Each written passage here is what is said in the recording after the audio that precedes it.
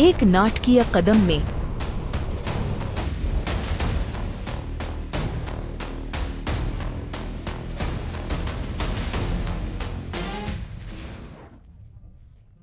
Christmas के कुछ दिन बाद अमेरिकी सेना ने उत्तर पश्चिमी नाइजीरिया में आईएसआईएस आतंकियों पर हवाई हमले किए, जिससे देश के लंबे सुरक्षा संकट में अमेरिकी भागीदारी में बड़ी वृद्धि हुई।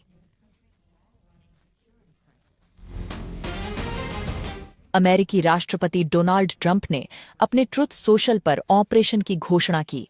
उन्होंने कहा कि हमले उन आईएसआईएस लड़ाकों को निशाना बना रहे थे जो नागरिकों, खासकर ईसाई समुदायों पर हमला कर रहे थे।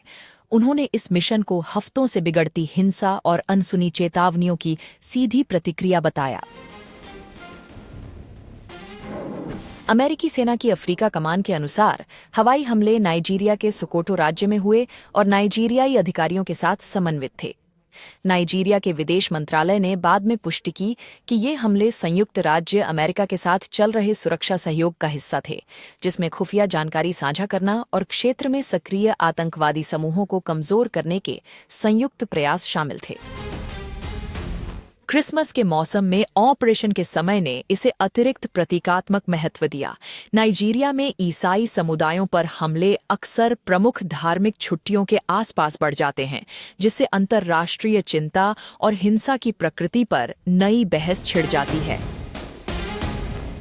नाइजीरिया अफ्रीका का सबसे अधिक आबादी वाला देश, मुस्लिम और ईसाई लगभग बराबर संख्या में है। जबकि विदेश में हिंसा को कभी कभी धार्मिक उत्पीड़न बताया जाता है, नाइजीरियाई अधिकारी कहते हैं कि वास्तविकता अधिक जटिल है। उनका तर्क है कि उग्रवादी हमले मुसलमानों और ईसाइयों दोनों को प्रभावित करते हैं और ये उग्रवाद आपराधिक गतिविधियों और जमीन संसाधनों पर लंबे संघर्षों का मिला-जुला परिणाम है।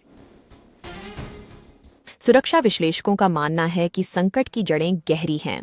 कई क्षेत्रों में सशस्त्र समूहों, चरवाहों और किसान समुदायों के बीच संघर्ष बढ़े हैं, क्योंकि जलवायु दबाव, गरीबी और कमजोर स्थानीय शासन अस्थिरता को बढ़ावा दे रहे हैं।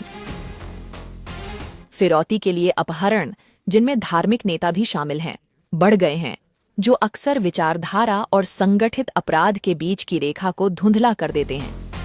ट्रंप के व्हाइट हाउस लौटने पर क्रिसमस का हमला विदेशी सैन्य कार्रवाइयों की बढ़ती सूची में जुड़ गया है, जबकि उन्होंने अंतहीन युद्धों को समाप्त करने का वादा किया था।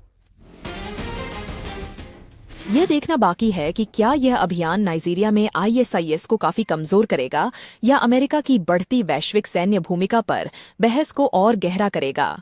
फिलहाल हवाई हमले एक स्पष्ट संदेश देते हैं। छुट्टियों के दौरान भी चरमपंथी समूहों के खिलाफ लड़ाई अमेरिकी सीमाओं से बहुत आगे जारी है।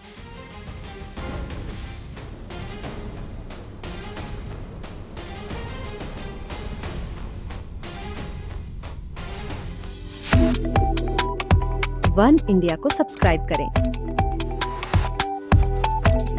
वन इंडिया ऐप अभी डाउनलोड करें।